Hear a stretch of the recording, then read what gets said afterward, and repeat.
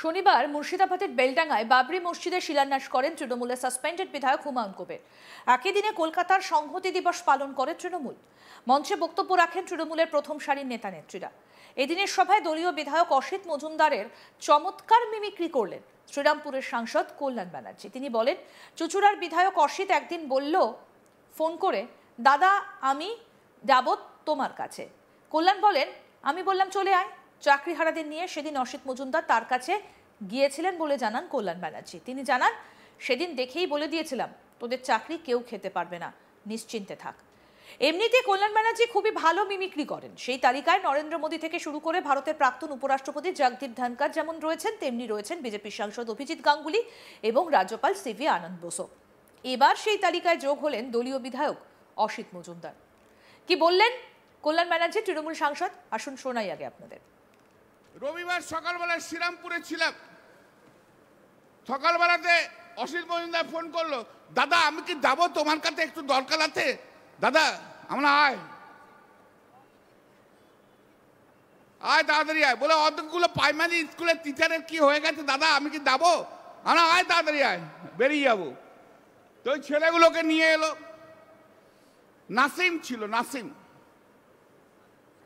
তা আমি আধ ঘন্টা ওদের শুনে বলেছিলাম, চিন্তা করিস না, যা, তোদের চাকরি কেউ খেতে পারবে না, তাড়াতাড়ি আয়, দেখছি, দেরি করবি না। পরের দিন সোমবার দিন সন্ধ্যেবেলা এসেছিল।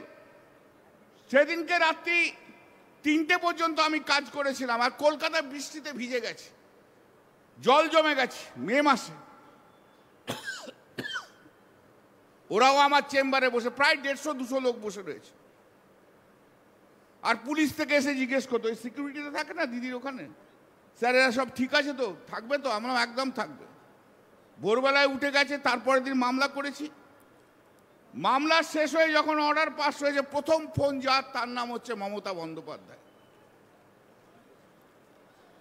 মামলাটা শেষ করে যখন অর্ডার পেয়েছি, তার প্রথম ফোনটাই এসছে যার, তার নাম মমতা বন্দ্যোপাধ্যায়।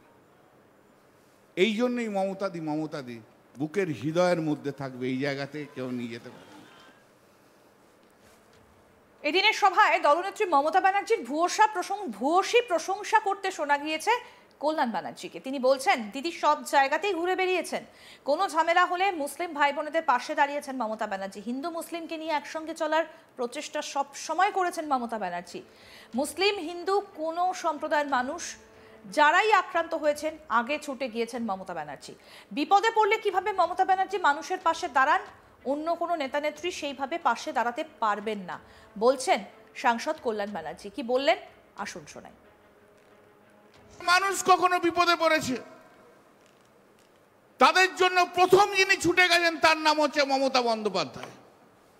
এ আজকের জন্য নয়। আমি যবে থেকে রাজনীতি করছি, আমি তখন থেকে মমতা বন্দ্যোপাধ্যায়কে সেই জায়গায় দেখেছি। ছেড়ে দিন কলকাতার কথা, যদি রাত্রি 8টার সময় খবর আসতো যে পুরুলিয়াতে অমুক জনকে মারা হয়েছে, ইরেসপেক্টিভ অফ রিলিজিয়ান, পলিটিক্যাল কারণে, গোটা রাত ধরে জার্নি করে যে আগে যে পৌঁছতো, তার নাম হচ্ছে মমতা বন্দ্যোপাধ্যায়। সেই জন্য আমাদের সব সময়ের জন্য যারা আমরা দিদির সঙ্গে রাজনীতি করেছি, যারা আমরা দেখেছি যে মমতাদি বিপদে পড়লে কেমন করে মানুষের পাশে যেয়ে পৌঁছয়,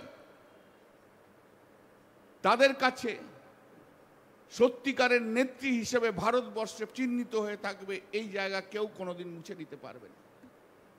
ভারতবর্ষের কোন নেতা নেত্রী নেই, ভারতবর্ষের কোন নেতা নেত্রীকে আপনি পারবেন না যে মানুষ যেখানে বিপদে পড়েছে সেইখানে দিনের পর দিন, বছরের পর বছর, যুগের পর যুগ যিনি ছুটে গেছেন,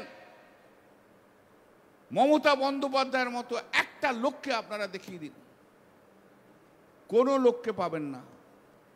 তার 1993 সাল থেকেই বোধহয় আমরা এই সংহতি দিবস করে আসছি।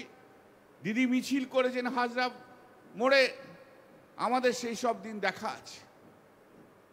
আজকে যারা ভারতবর্ষের এই কাঠামোটাকে ভেঙে দিতে চাইছে, যারা ভারতবর্ষে হিন্দু মুসলিমের বিভাজনকে তৈরি করে ভারতবর্ষের রাজনীতিতে টিকে থাকতে চাইছে, ভারতবর্ষের সবচেয়ে বড় মসনদে যারা থাকতে চাইছে, সেই নরেন্দ্র মোদীর দল, বিজেপির দল আজকে গোটা ভারতবর্ষকে হিন্দু মুসলমান এবং অন্যান্য ধর্মের মধ্যে ভাগ করে দিতে চাইছে।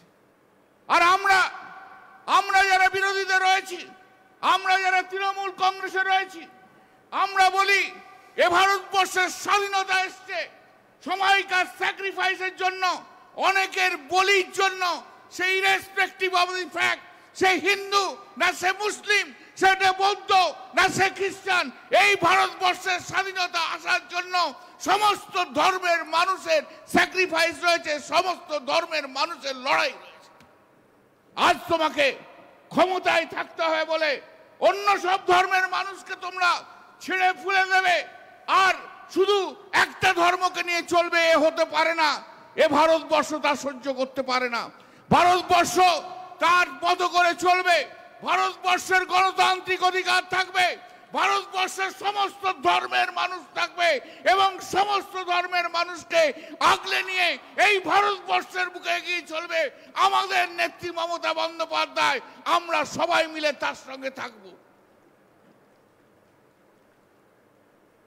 আমি কয়েকদিন আগে কাশ্মীর গিয়েছিলাম আমার পরিবারের সবাইকে নিয়ে। আমি যেখানেই গেছি কোনো পুলিশ টুলিশ সঙ্গে নিয়ে যাইনি, অনেক পরে পুলিশ টুলিশ দিয়েছিল। তা আমি যেখানেই গেছি অনেকেই আমাকে চিনতে পেরেছে। যে বলে, প্রথম কথা হচ্ছে, আপ দিদি কা পার্টি কা হ্যায় না, আপ দিদি কা পার্টি কা এমপি হ্যায় না। পরিচয়টাই হচ্ছে আমাদের, আমরা দিদির পার্টির কিনা। সারা ভারতবর্ষ জুড়ে পরিচয়টা হচ্ছে আমরা দিদির পার্টির কিনা। आप दीदी का पार्टी का है ना, अरे अच्छा आप तो वाकम में लड़ाई किया ना, अरे आप तो चुकित कित बोला ना। যেখানেই যায় সারা ভারতবর্ষ জুড়ে সেই জায়গা রয়েছে। কার জন্য? নেত্রী আমাদের মমতা বন্দ্যোপাধ্যায়। এদিন দলনেত্রী মমতা বন্দ্যোপাধ্যায়ের ভূয়সী প্রশংসা করেছেন কল্যাণ ব্যানার্জি এবং তার সঙ্গে তিনি মিমিক্রিতে আরও একজনের নাম জুড়ে দিলেন। এমনিতেই কল্যাণ বন্দ্যোপাধ্যায় তিনি যে মিমিক্রি করেন, তার মিমিক্রিতে কখনো কখনো উঠে আসে প্রধানমন্ত্রী নরেন্দ্র মোদী, কখনো বা তিনি জগদীপ ধনকরের কথাও তুলেছেন, মিমিক্রি করে দেখিয়েছেন। এবার তার দলেরই একজন কি বললেন তিনি, আসুন শোনাই আরেকবার। রবিবার সকালবেলায় শ্রীরামপুরে ছিলাম।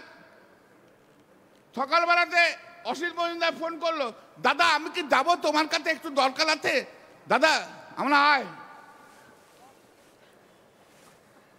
তাড়াতাড়ি আয়। বলে অতগুলো প্রাইমারি স্কুলের টিচারের কি হয়ে গেছে দাদা, আমি কি যাবো? আমরা আয় তাড়াতাড়ি আয়, বেরিয়ে যাবো। আরও আপডেট পেতে দেখতে থাকুন আজ তাক বাংলা। সাবস্ক্রাইব করুন, নোটিফিকেশন পেতে বেল বাটন অপশন প্রেস করুন।